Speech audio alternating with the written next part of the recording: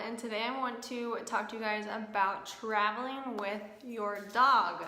So whenever we found out that we would be moving to Puerto Rico, and ignore Penelope, she's gonna make all kinds of noise because she's a bulldog and that's what she does. But whenever we found out that we were going to be moving, getting Penelope here was the hardest thing that we really ran into. So, oh my gosh.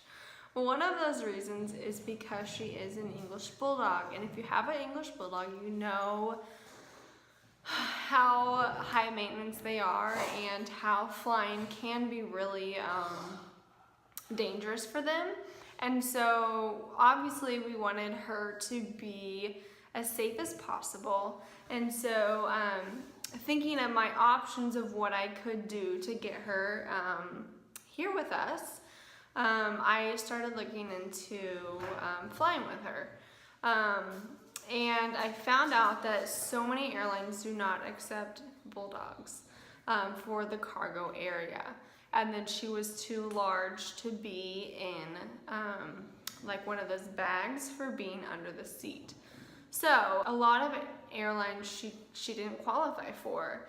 And the only airline that would accept bulldogs was Southwest, just for like a normal dog. Do you see this? This is from Penelope. I just picked her up and apparently she scratched me. Perfect. Just gonna cover that. So a lot of airlines do have, I think, bad experiences with snub-nosed dogs. I think it's more high risk for them to carry the dogs on the plane. So I think they've just eliminated snub-nosed dogs. So that can be boxers, Shih Tzus, Bulldogs, pugs, dogs like that just don't really, there's not a whole lot of options for them. So then we started to think about, okay, can we somehow drive her? I was gonna have to drive her to Miami because that's the closest US point. And so I was going to drive her to Miami, which, you know, would take like 25 hours. Rent a plane or rent a car and then drive to Miami and get her on a cargo plane that would accept dogs. I believe it was called Amerijet. I'm not absolutely sure that that's the name, but I'm pretty sure that that's the name. And I got that from the Pet Relocation Services. They're a service, but we couldn't really use them just because of our scenario. So that is an option if you're moving like from, you know, the UK to the US, or just, it's an option. It just wasn't an option for us. So as I was narrowing through my options, I was feeling a little bit desperate because I didn't feel like there was a way I could get her here that was safe and was gonna be the best for both of us, and I just couldn't stand the thought of that. I mean, moving to a country that you don't know a single person, and then you're gonna, I didn't have a car either the first 3 weeks. So having that and then not having like my companion that I was gonna be with all the time, that I am with all the time, was very difficult to figure out. People I was talking to my friends and just kind of through talking about the struggle of what it is, someone recommended emotional support dog to me. And so I looked it up and I found out that it is an option just because of me qualifying for it, and then her being able to fly basically on, I think, any airline if she was an emotional support dog. So that was what we decided to do. We did the emotional support dog. And so I'm going to take just a little bit of time to kind of explain how to get the emotional support, what the process is. So first I looked at videos because I wanted to know, like, okay, what does it look like? What do you do? And someone had told me that some websites where you get like certificates, they are not real. You don't need it. So I did not have to do anything on a website. You can use a website to get your letter. So you have to get a letter from a doctor, a therapist, something like that, saying that you have a diagnosis that you need your emotional support animal. So she was my emotional support animal. So you get that letter, and like I was saying, the websites you can get a letter at, and you're paying for that, but you don't need an ID for your dog. You don't need a certificate. You don't need anything. All you need is that letter.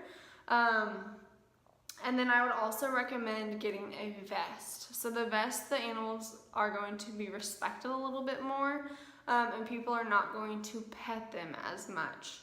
So getting that process, I just had my therapist write a letter, and it was pretty simple. I flew Southwest. I had a great experience with them, and I would definitely recommend Southwest. But on their information sheet, they have just details of what you have to do to get your emotional support dog and what it takes. So they had a list of things. I gave it to my therapist. She did it, and then I also did one for American, because I've heard that those are the two best to fly with an emotional support dog. So one person asked me if they go under the plane. So with an emotional support dog, that means the dog needs to be with you at all times. I guess you can get any sort of dog as an emotional support dog, but I can't imagine a dog being large and fitting under the seat. So they have to be either in your lap at all times, or they have to be like where your feet are. So I couldn't take like a backpack or anything. I had a rolly carry-on that I put above.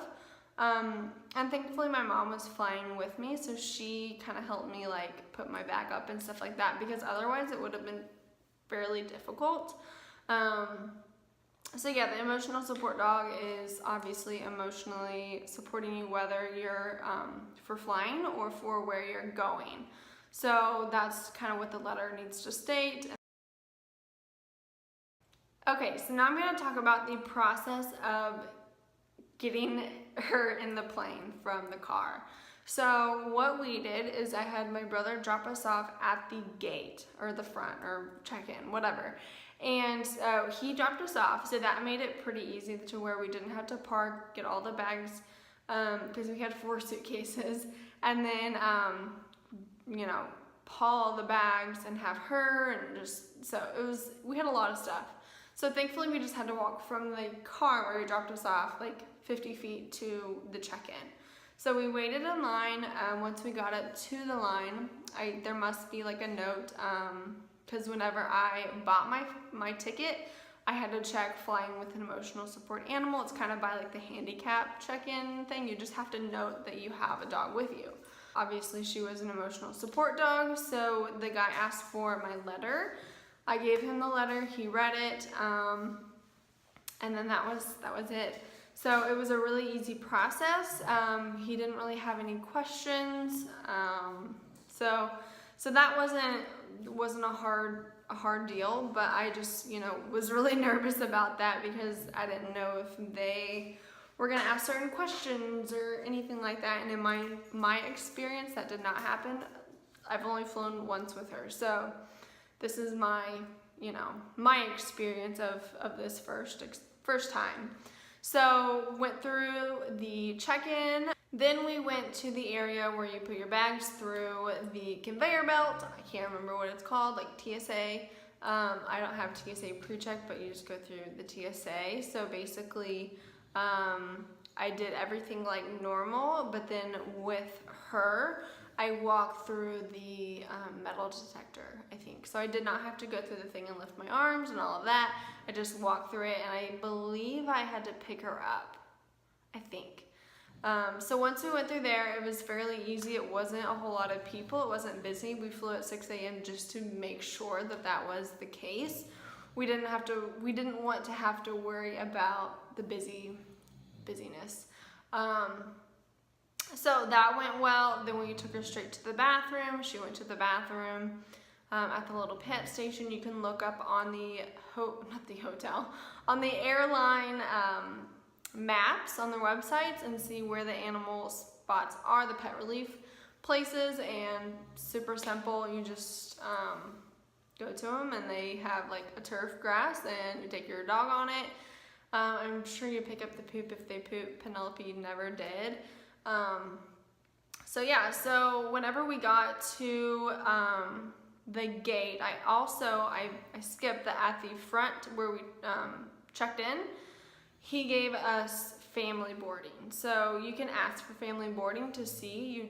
You go in after all the A's, and that's for Southwest because we didn't have a seat and we wanted to be kind of close up to the front. So we went in with family boarding, got on the plane. She did great. I just had her walk in front of me, went into the spot, she laid under, and I think she slept for, it was only like an hour, and she slept for a lot of it. Once we landed, we were in Houston. We had about 3 hours to wait just because we wanted to make sure that we had enough time for her. She never went to the bathroom. The pet spot actually smelled really horrible. So I'm guessing it hadn't been cleaned in like a long time, and I think maybe that like overwhelmed her or something because she would not go to the bathroom. I even had like potty pads and she wouldn't go. So I don't know if your dog will experience something like that, but have the potty pads just in case. If your dog is used to using those, Penny has never used them, so that's probably why she didn't go. But I took that actually into the bathroom with me just to see if she would go, and she never went. So then I was really afraid on the plane that she was going to go to the bathroom, but she never did. So our next flight was 4 hours to San Juan, and she ended up sleeping 3 of the 4 hours. She did great. I was so anxious about it, like the most anxious I've ever been. But having her with me here, you know, is worth all of it. So she did amazing. We did actually give her some Comfort Calm. It's a natural formula of like just a calming for dogs. I ended up calling a natural vet that my aunt recommended me to. And so I just really, if I was gonna give her something, I wanted to make sure it was not going to affect her like negatively or make her like more anxious because like she was calm, or I don't know, like she, you know, if someone walks into her house, she gets pretty excited. So I obviously wanted to make sure that she wasn't going to jump on people or pull or anything like that. So I did get obedience lessons for her in the town that I was living in. That I would definitely recommend if your dog does pull, because they can deny you in the airport if your dog is a lunatic. So I wanted to make sure that did not happen. So I made sure to get obedience classes, and then I got these Comfort Calm by Vet's Best. And so these really helped, I think. I knew that they weren't gonna hurt her. I just gave her 1 tablet on the way to the airport, and then it kicked in probably like when we were on the plane.